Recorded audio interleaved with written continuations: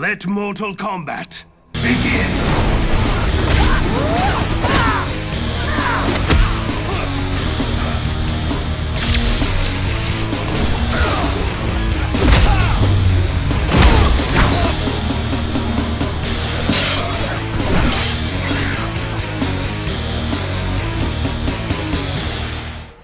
What do you want? Revenge.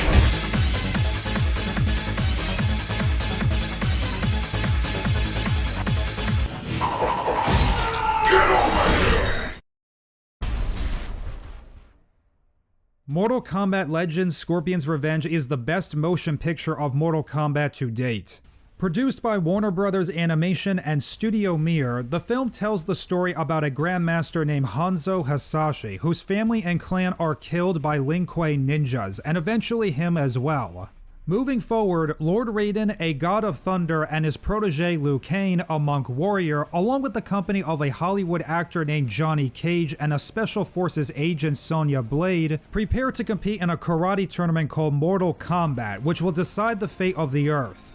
Meanwhile, in a place called the Netherrealm, Hanzo Hasashi has been resurrected and meets a great sorcerer named Quan Chi, who persuades him to participate in the upcoming Mortal Kombat tournament to retrieve an item that belongs to his master and get his revenge against his killers. It's an awesome, gritty, violent martial arts movie, spearheaded by one of the most popular characters in the franchise and one of the best video game adaptations ever made.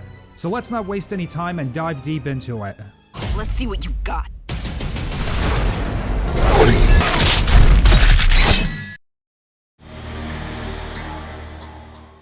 So the movie has two separate stories. The first is Raiden and the Earthrealmers' mission to win the tournament and save the world. The second is Scorpion's revenge. The movie gets down to business right from the get-go with a shocking, nasty opening and crafts itself into a self-contained, thoroughly engaging action story as the main characters battle warriors, killers, monsters, and try not to get themselves killed in the process. And the stakes rise even higher when Scorpion hears the truth about what really happened to his family and clan, and naturally the whole thing culminates into an epic confrontation with darkness and martial arts.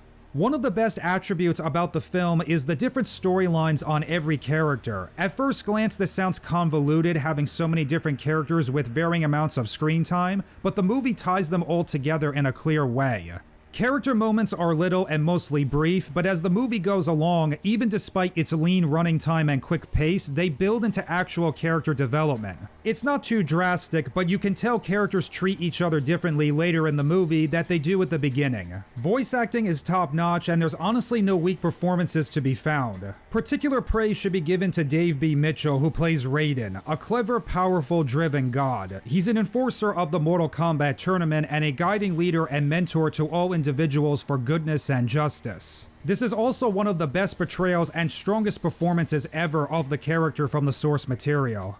No matter how many foes you put between the Earthrealm fighters and your champion, they will make it to the end. We'll know soon enough, won't we?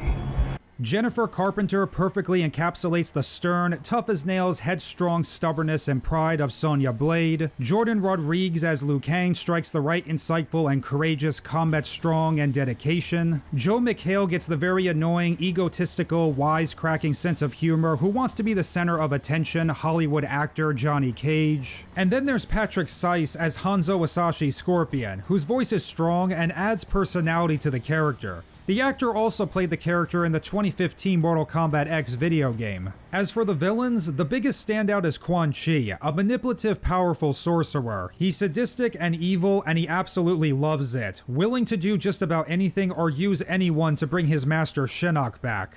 Shang Tsung is a ruthless, unsympathetic, and murderous warlock. He's a commanding force that, despite doing very little, casts a shadow across the Mortal Kombat tournament, and determined for an outworld victory. One of the most popular criticisms about the movie was that it deviated too much from the primary focus of Scorpion and concentrates for a large segment on other characters. To a certain extent I agree, but the real plot centers around the Mortal Kombat 1 tournament story, and the Earth champions fighting to protect the Earth from falling into the hands of Outworld. In the original game, the revenge of Scorpion and information was displayed in attract modes and completion of the game with the character, and it was an ongoing thread that lasted for 4 Mortal Kombat games. games. Until 2011, the original Mortal Kombat games were rebooted, and Scorpion and the entire cast were given more depth, and their lore became more instrumental in shaping the events of the main story. This movie is no different, and it takes the main story and Scorpions in a new, but still meaningful direction.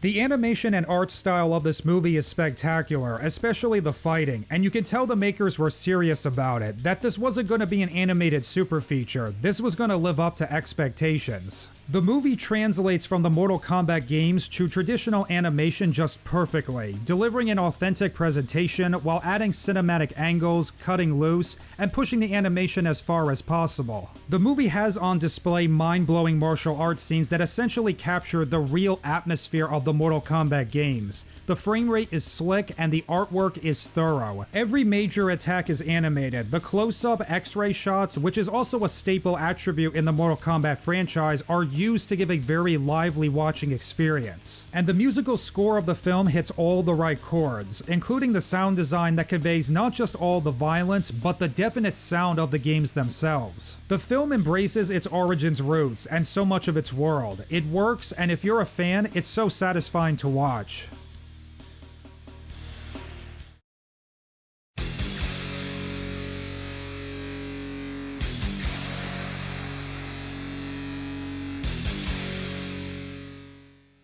As mentioned earlier, Mortal Kombat Legends Scorpion's Revenge is a Mortal Kombat 1 story from the original 1992 game, with some creative changes, many of which Mortal Kombat insiders will notice. While most video game movie adaptations make changes to storylines to make them fresh and new, this adaptation puts in the work to justify its creative changes. Meaning the film doesn't change the game's original story to be different just for the sake of being different. The ideas are meaningful and they pay off. And this is noticeable with Scorpion and the character's revenge story, brought from the games in a way that feels distinct to the filmmakers, yet wholly familiar. The opening very first minute of the film is a great example, diving deeper into not only Scorpion, but one of the core themes of Mortal Kombat.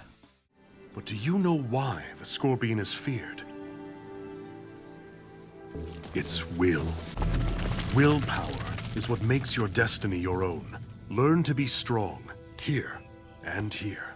In addition, the movie doesn't expect viewers to care for these characters just because they are these characters. It operates as if we knew nothing about them, and it applies this mentality to everything. Whenever it introduces events or Easter eggs meant for Mortal Kombat fans, the movie makes sure they offer something to audiences who aren't Mortal Kombat fans, which is wise and smart, especially when you're adapting an IP to a different medium. And once again, it keeps it simple, while focused primarily on one aspect of the Mortal Kombat universe, rewarding those wanting to look deeper into the world, and it doesn't shove and throw in lore, characters, etc. from the game's universe into the movie, expecting viewers to know and care about it all just because it's Mortal Kombat. Because for general casual audiences, it doesn't work. Do you know what a Hellfire missile can do? I'm sure it's very powerful on Earth, but we are not on Earth. Ultimately, Mortal Kombat Legends Scorpion's Revenge is a very solid movie that feels like it was made with real love and passion for the source material, and it shines through in every aspect of the production, with characters that are easy to care for, exciting action, amazingly unhinged violence, and a story that grips you right from the first scene and doesn't let go until the epic showdown. It's not perfect, but it's a very good time, and the filmmakers really cared about delivering that experience. It's a shame the same can't be said for the majority of other Mortal Kombat movies, even though the 2021 live-action reboot isn't too awful, but we are in luck. If one team understands what makes Mortal Kombat so great, it's the makers of this movie, and they're all back for another. And if you haven't seen it, even if you aren't a Mortal Kombat fan, I can't recommend it enough.